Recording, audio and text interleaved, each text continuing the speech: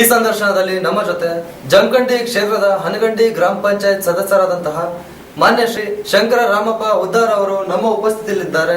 ಅವರಿಗೆ ನಮ್ಮ Indian politics national media ಪರವಾಗಿ ಹಾರ್ದಿಕ ಸ್ವಾಗತ ಸರ್. ಸರ್, ತಾವೊಂದು ಈ ರಾಜಕೀಯ ಕ್ಷೇತ್ರಕ್ಕೆ ಯಾವಾಗ ಹೇಗೆ ಪ್ರವೇಶ ಮಾಡಿದ್ರು ಸರ್? 15 ವರ್ಷ ಆಗ್ತಿರಪ್ಪ ರಾಜಕೀಯ. ಅಂದ್ರೆ ಒಂದು ಯಾರ ಪ್ರೋತ್ಸಾಹದ ಮೇರೆಗೆ ತಾವು ರಾಜಕೀಯಕ್ಕೆ ಪ್ರವೇಶ ಮಾಡಿದ್ರು ಸರ್? ಸಿದ್ದು ಸಹೋದರಿ ಮಾಜಿ ಎಂ.ಎಲ್.ಎ.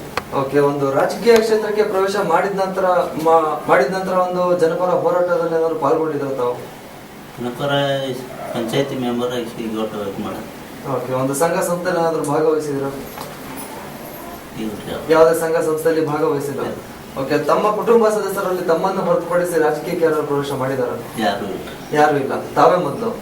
ಓಕೆ, ಒಂದು ರಾಜಕೀಯ ಕ್ಷೇತ್ರಕ್ಕೆ ಪ್ರವೇಶ ಮಾಡಿದ ನಂತರ ಇಲ್ಲಿಯವರೆಗೆ ಗ್ರಾಮ ಪಂಚಾಯತಿ ಸದಸ್ಯರಾಗಿ ಏನೆಲ್ಲ ಕೆಲಸ ಕಾರ್ಯಗಳು ಮಾಡಿದಿರ ಸರ್ ತಮ್ಮ ವಾರ್ಡ್ ಅಲ್ಲಿ? ರೋಡ್ಗಳು ಮಾಡಿದ್ದೀವ್ರಿ, ಶಾಲೆ ಕಾಂಪೌಂಡ್ ಮಾಡಿದ್ದೀವ್ರಿ. ಅಂದ್ರೆ ಅಧಿಕಾರಕ್ಕೆ ಬರೋ ಮುಂಚೆ ಯಾವ ತರ ಸಮಸ್ಯೆ ಇತ್ತು ತಮ್ಮ ವಾರ್ಡ್ ಅಲ್ಲಿ? ಅಧಿಕಾರಕ್ಕೆ ಬಂದ್ಮೇಲೆ ಯಾವ ತರ ಬೆಳವಣಿಗೆ ತಂದ್ರೆ ಇದು? ಈಗ ಒಂದು ಅರ್ಧ ಚಲೋ ಆಗೈತ್ರಿ. ಅಂದ್ರೆ ಅಧಿಕಾರಕ್ಕೆ ಬರೋ ಮುಂಚೆ ಸಮಸ್ಯೆ ತುಂಬಾ ಇದ್ವು, ಅಧಿಕಾರಕ್ಕೆ ಬಂದ್ಮೇಲೆ ಸಮಸ್ಯೆ ಎಲ್ಲ ಪೂರ್ಣಗೊಂಡಿದ್ಯಾ? ಪೂರ್ಣ ಇಲ್ರಿ, ಒಂದು ಒಳ್ಳೆ ಆಗೈತೆ. ಅಂದ್ರೆ ಒಂದು 100 ಭಾಗದಲ್ಲಿ ಎಷ್ಟು ಭಾಗ ತಾವು ಬೆಳವಣಿಗೆ ತಂದಿದ್ದೀರಾ ಸರ್?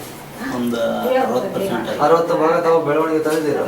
ಮತ್ತೆ ಇನ್ನು 40 ಭಾಗ ಏನೆಲ್ಲ ಸಮಸ್ಯೆ, ಏನೆಲ್ಲ ಅವಶ್ಯಕತೆ ಇದೆ ಅಂತ ಅನ್ಸುತ್ತೆ ಸರ್? 40 ಭಾಗ ಅಂದ್ರೆ ರೀ ರೇಷನ್ ಕಾರ್ಡ್ ರೀ, ರೋಡ್ಗಳು ಅದಾವ್ರಿ. ಓಕೆ, ರಸ್ತೆ ಒಂದು ಸಮಸ್ಯೆ ಇದೆ. ನಂತರ ನೀರಿನ ಟ್ಯಾಂಕ್ ರೀ, ನೀರಿನ ಸೌಲಭ್ಯ ಒಂದು ಸಮಸ್ಯೆ. ನೀರೆಲ್ಲ ಇದೆ. ನಂತರ ಒಂದು ಶಿಕ್ಷಣದ ಬಗ್ಗೆ ಯಾವ ತರ ಪ್ರೋತ್ಸಾಹ ನೀಡ್ತಾ ಇದ್ದೀರಾ ಸರ್ ತಾವು? ಶಿಕ್ಷಣಕ್ಕೆ ಹಿಂಗೆ ಯಾವಾಗ ಹೋಗಿರ್ತೀವಿ ಸಾಲಿಗೆ. ಅಂದ್ರೆ ತಾವು ಸ್ವಇಚ್ಛೆಯಿಂದ ಯಾವ ತರ ಪ್ರೋತ್ಸಾಹ ನೀಡ್ತಾ ಇದ್ದೀರಾ? ಶಾಲೆಗೆ ಭೇಟಿ ಕೊಟ್ಟು ಹೋಗಿರ್ತೀವ್ರಿ ಅವಾಗ.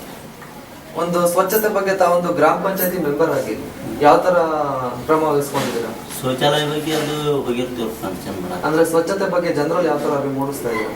ಹಂಗೆ ಸ್ವಚ್ಛತೆ ಬಗ್ಗೆ ಅಂದ್ರೆ ಕ್ಲೀನ್ನೆಸ್ ಬಗ್ಗೆ ಯಾವ ತರ, ಒಂದು ಗಟ್ರ ಕ್ಲೀನ್ ಮಾಡಿಸೋದು, ಗಟ್ರ ಕ್ಲೀನ್ ಸ್ವಚ್ಛತೆ ಬಗ್ಗೆ ಜನರಲ್ಲಿ ಯಾವ ತರ ಅರಿವು ಮೂಡಿಸ್ತಾ ಇದ್ದೀರಾ? ಕಾರ್ಯಕ್ರಮದ ಮೂಲಕ ಅದ್ರ ಮಾಡ್ತಾ ಇದ್ದೀರಾ? ಸ್ವಚ್ಛ ಮಾಡತ್ ಇದು ಮಾಡ್ತೀವಿ, ಮಂದಿಗೆ ಹೊಲಸು ಮಾಡ್ಬೇಡ ಅಂತ ಹೇಳ್ತೀವಿ.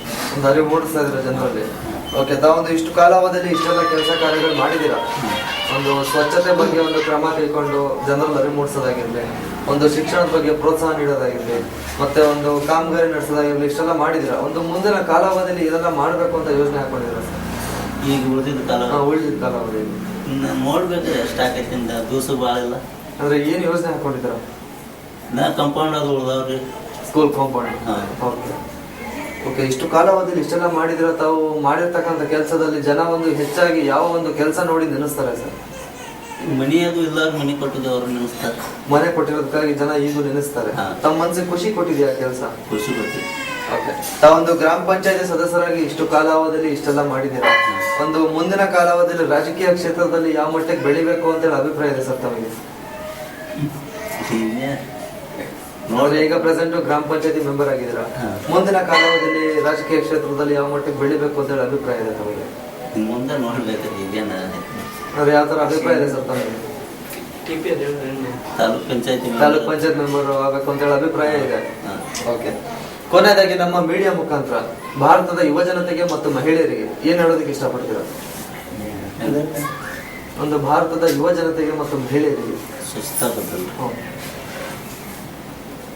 ಅಂದ್ರೆ ತಮ್ಮ ಜಮಖಂಡಿ ಕ್ಷೇತ್ರದ ಜನರಿಗೆ ಏನ್ ಹೇಳೋದಕ್ಕೆ ಇಷ್ಟಪಡ್ತಾರೆ?